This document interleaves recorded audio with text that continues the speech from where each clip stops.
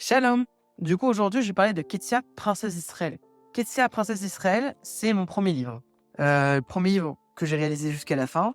En tant que créatif, et je pense qu'il y a beaucoup de créatifs comme moi, hein, on commence souvent des projets, c'est difficile de terminer. Mais celui-là, voilà, je l'ai fait, j'ai essayé. J'ai essayé des choses, j'ai essayé de Amazon, j'ai essayé de le vendre à droite à gauche, j'ai appris les différents types de sites pour pouvoir vendre des produits. J'ai appris à voir la mise en page, les écritures, comment ça se passe, d'avoir le personnage qui est cohérent. Et surtout, qu'il y a un univers justement qui est typiquement un mois. Jusqu'à maintenant, moi, j'ai toujours été salarié, freelance. Donc, beaucoup travailler pour les gens et ça change de tout de passer de freelance à salarié à créer sa propre œuvre. Et cette œuvre, c'est quoi, encore une fois? C'est Kétia, princesse d'Israël. Alors, c'est qui Kétia? Kétia, ou plutôt, même avant ça, c'est quoi la source de Kétia? D'où ça vient? Kétia, ça vient de l'introduction du Midrash Tanchuma. La vérité, c'est que j'avais entendu la toute première fois parler de ce Midrash, par Pluto, qui nous parlait justement, encore une fois, des histoires de la Torah. Moi, je suis très passionné par le Midrash. Et donc, du coup, j'ai écouté conter le Midrash. Et je me suis renseigné, j'ai regardé de mon côté, et j'ai beaucoup aimé, en fait. Donc, Kétia, ça parle de quoi? Ça parle de la fille du roi Salomon. La fille du roi Salomon. La fille, non, précisément, il y a une des filles du roi Salomon, parce que le roi Salomon avait quand même 1000 femmes. Faire beaucoup d'enfants. Donc, Kétia, c'est une des filles du roi Salomon. Et qu'est-ce qu'elle va vivre? L'histoire de Kétia, princesse d'Israël, l'histoire même dans le Midrash à la base, c'est autant l'histoire de Kétia que l'histoire de son père, du roi Salomon. En quoi? Dans le fait que c'est le roi Salomon qui va entreprendre finalement le début, l'élément déclencheur qui va amener en fait toute l'histoire qui va se passer. Grosso modo, le roi Salomon, qui était quelqu'un d'extrêmement sage, il a testé les limites sur beaucoup de sujets. On avait dit au roi Salomon de faire attention aux démons, etc. Et lui, il a essayé d'être en contact avec le roi des démons. C'était entre autres pour avoir le Shamir, etc. Mais après qu'il y ait eu le Shamir, il aurait pu s'arrêter là, mais il a continué à le solliciter. Et pareil, le roi Salomon, il va tester le fait d'avoir 1000 femmes pour pouvoir apporter la paix dans le monde. Mais c'est quand même, le fait d'avoir 1000 femmes, c'est pas quelque chose qui est commun.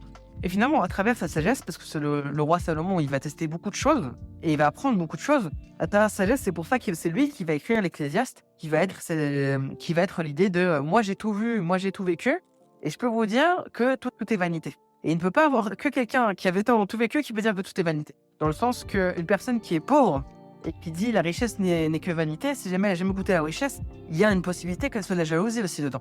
Mais donc lui, voilà, il était riche, il avait eu tout. Et en rencontre, comme j'avais dit, le roi Salomon, c'est quelqu'un qui va beaucoup expérimenter, qui va beaucoup essayer de comprendre le monde, en fait, d'une certaine manière, d'essayer de comprendre comment Dieu gère son monde. Et à travers ça, il a une fille qui s'appelle Kétia, qui est une fille qui est extraordinaire, qui est bonne, qui est douce, qui est agréable, et qui va donner aux autres, qui est quelqu'un qui va beaucoup donner, et c'est grâce au fait justement qu'elle va donner que ça va bien se dérouler au final. Et donc du coup, l'a priori, c'est quoi? C'est que le roi Salomon, il vient comme ça. Il va demander au Kohen Gadol avec qui cette fille extraordinaire va se marier. Elle est bonne, elle est douce, elle est intelligente, elle est gracieuse, elle donne aux autres, etc. Ça va être forcément son mari, ça va être une tuerie.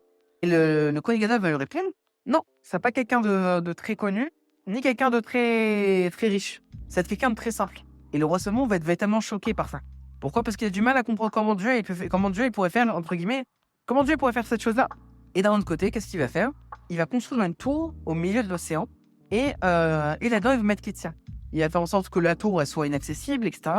Faire en sorte que ce soit des servantes qui s'occupent d'elle, pour éviter le fait que Kétia se marie avec une personne simple, une personne pauvre, etc., la personne dont on parle.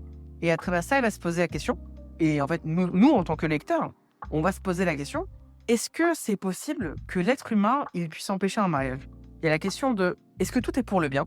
Est-ce que l'homme peut empêcher ce que Dieu a prévu? Comment Dieu, il arrange les choses? Moi, personnellement, je pense, c'est pas le cas, hein, mais je pense que le hasard, entre guillemets, ça devrait être un des autres noms de Dieu. Parce que Dieu se débrouille pour bouger les événements de façon à ce qu'au final, les choses se passent. Et bon, je vais pas vous spoiler la fin, même si j'ai un peu suggéré, parce que l'histoire est assez extraordinaire, comment on en arrive à cette fin-là, et comment finalement les qualités morales de Kétia, elles vont avoir une grande influence sur le fait que tout se passe bien à la fin. C'est quelque chose qui est vraiment chouette, et je vous invite à l'acheter. Vous pouvez l'acheter en e-book ou en livre physique. Sans même parler de l'histoire, comment ça va se dérouler au final. Pourquoi Kétia? Pourquoi j'ai commencé le premier livre que j'ai édité, et avec lequel j'ai créé mon studio, TT Studio, je l'ai commencé par Kétia. Pourquoi j'ai pas commencé avec Shaoul, par exemple? pourquoi je n'ai pas commencé avec un, un autre projet. Il y a plein de sujets intéressants dans le judaïsme. Moi, personnellement, je suis père. J'ai des enfants, Baruch Hashem, et j'ai envie que mes enfants ils puissent vivre avec des histoires qui sont positives, un peu comme ce que j'avais expliqué avant dans les adaptations.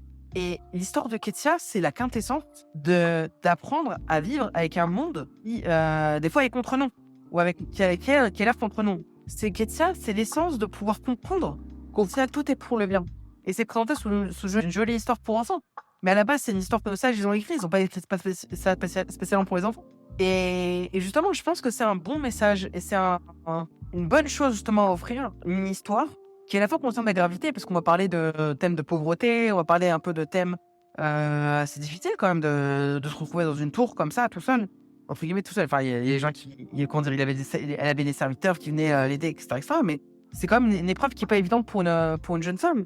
Et enfin, une jeune fille qui va grandir, du coup, être une jeune femme. Mais en tout cas, ça partage des bonnes valeurs, des valeurs qui sont positives. Et c'est ça, finalement, ce que j'aimerais partager. Et je pense que c'est ça que partage l'histoire de Ketsia.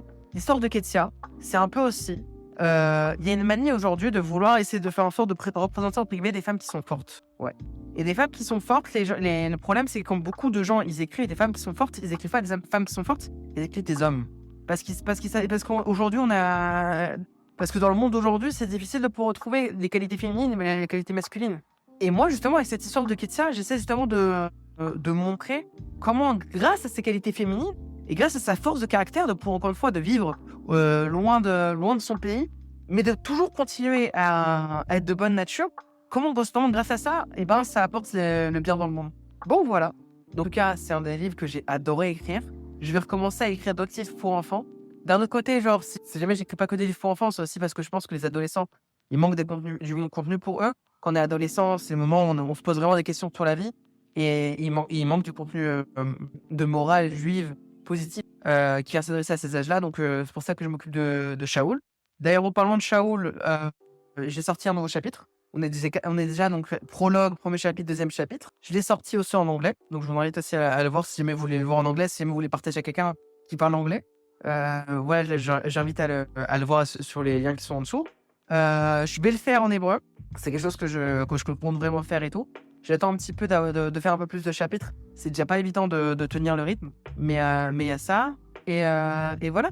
Et d'ailleurs, si jamais vous voulez me voir, vous voulez parler avec moi, vous voulez même acheter le Ketsia, vous pouvez acheter Ketsia sur le site.